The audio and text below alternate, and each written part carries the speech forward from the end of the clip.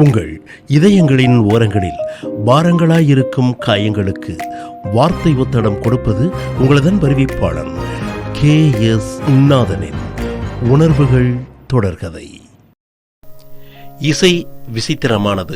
ஏனென்றால் அது ஓர் ஆணின் மனதில் நெருப்பையும் அதே சமயத்தில் பெண்ணின் மனதில் கண்ணீரையும் வரவழைக்க கூடியது என்று சொன்னது யாரோ ஒருவர் போகிற போக்கில் சொல்லி போனது அல்ல. உலகின் ஒட்டுமொத்த இசையையும் தனக்குள் இறக்கி வைத்து அதை ஒரு சூரிய பிரவாகம் போல செயல்படுத்திய இசை மேதை, இசையின் பிதாமகன் என்று அழைக்கப்படுகின்ற லுட்விக் வான் பீத்தோவான் என்ற முழு பெயர் கொண்ட இசை பிரம்மன் பீத்தோவான். பிறவியிலேயே இசைக்கலைஞராக பிறந்த பீத்தோவான் மிக எளிதாக இசையை கற்றுவிடவில்லை.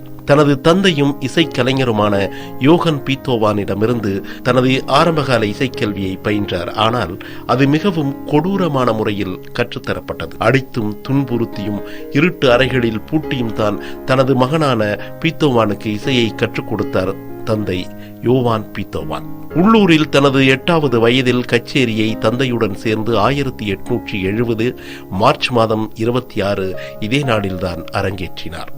தனது 17வது வயதில்தான் உலகின் இசை பிரம்மா என்று அழைக்கப்பட்ட மொசாட்டுடன் சேர்ந்து இசையமைக்க ஆரம்பித்தார்.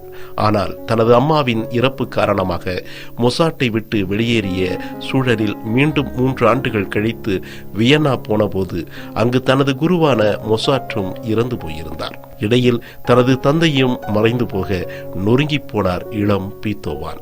இப்படி காலம் கொடுத்த நெருக்கடிகளுக்கு மத்தியில்தான் தனது படைப்புகளை படைத்துக் கொண்டே இருந்தார் பீத்தோவான். இந்த சமயத்தில்தான் தனது காதுகளில் அடக்க முடியாத பேரிரைச்சலும் வலிகளும் பீத்தோவானை வாட்டியது.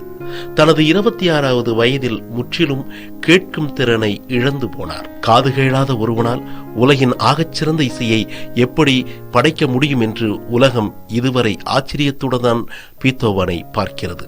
தான் இசையமைத்த இசையையே பார்வையாளர்களின் கைதட்டல்களையும் அவர்களின் ஆரவாரங்களையும் கேட்க முடியாத பீத்தோவான் அவர்களின் செய்கைகளை வைத்தே உணர்ந்து கொண்டார். கடைசி வரை திருமணமே செய்யாத பீத்தோவான் ஆண்டோனி பெயின்டோனா என்ற பெண்ணை விரும்பினார். ஆனால் அதை அவரிடம் சொல்லாமல் 1812 ஜூலை மாதத்தின் ஒரு நாளில் அவருக்கு நீண்ட காதல் கடிதம் எழுதி அதை அவருக்கு அனுப்பாமல் தன்னுடனேயே வைத்துக் கொண்டார். வாழ்க்கை வரங்களை வழங்கிய அதே நேரத்தில் ஒருவனை வஞ்சித்துக் கொண்டே இருந்தது என்றால் அது பீத்தோவனைத்தான்.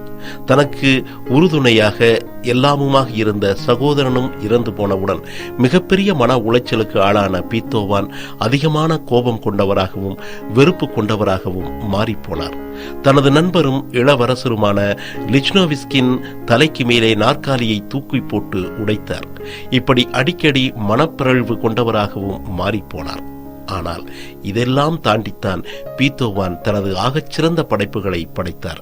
9 சிம்பொனிகளை உலகுக்கு அளித்த இசை ஜாம்பவானான பீத்தோவான் தனது குறைகளையும் நோய்களையும் இயலாமைகளையும் தாண்டித்தான் உலகின் மிக உயர்ந்த இசையை வழங்கி போனார். அப்படிப்பட்ட பீத்தோவான் என்ற பிறவி கலைஞன் முதலாக மேடை ஏறிய மார்ச் 26 என்ற அதே நாளில்தான் இறந்தும் போனார். அந்த பரிதாபத்துக்குரிய இசைக்கலைஞனின் இறுதி ஊர்வலத்தில் அஞ்சலி செலுத்துவதற்காக கூடிய மக்களின் தொகை 20,000க்கும் அதிகமாக இருக்கும். உலகின் முதலாக ஜெர்மனியில் ஒரு இசைக்கலைஞனுக்காக நினைவு சின்னம் எழுப்பப்பட்டது என்றால் அது பீத்தோவானுக்குத்தான். இப்படி உலகின் ஆகச்சிறந்த மிகச்சிறந்த இசையை வழங்கிய பீத்தோவான் என்ற இசைக்கலைஞன் மறைந்து போன தினம் என்று